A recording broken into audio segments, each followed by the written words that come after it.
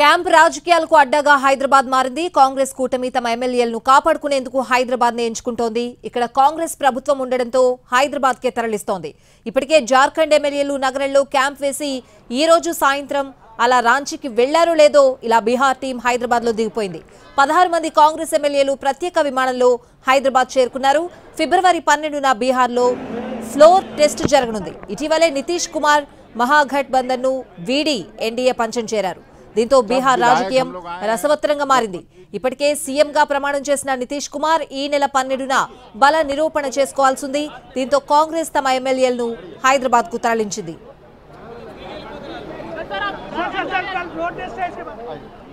జార్ఖండ్ కూటమి ఎమ్మెల్యేలు రాంచీకి బయలుదేరారు. శంషాబాద్ ఎయిర్పోర్ట్ నుంచి ప్రత్యేక విమానంలో వెళ్తున్నారు.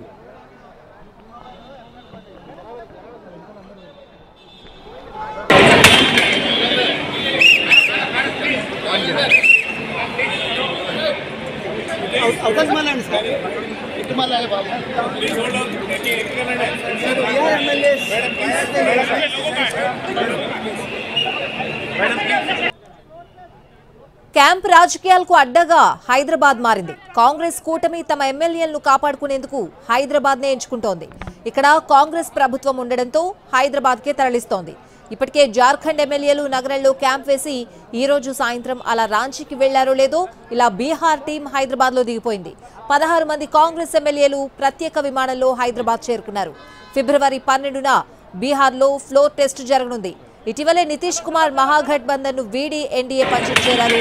దీంతో బీహార్ రాజకీయం రసవత్తరంగా మారింది. ఇప్పటికే సీఎంగా ప్రమాణం చేసిన నితీష్ కుమార్ ఈ నెల 12న బల నిరూపణ చేసుకోవాల్సింది. దీంతో కాంగ్రెస్ తమ ఎమ్మెల్యేలను హైదరాబాద్ కు తరలించింది. జార్ఖండ్ కూటమి ఎమ్మెల్యేలు రాంచీకి బయలుదేరారు. శంషాబాద్ ఎయిర్పోర్ట్ నుంచి ప్రత్యేక విమానంలో వెళ్తున్నారు.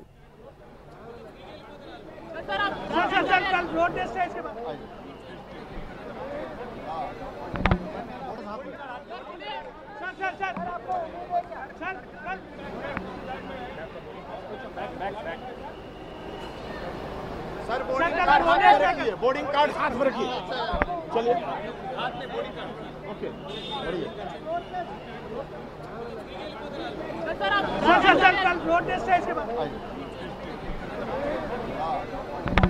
बोर्डिंग कार्ड हाथ में रखिए।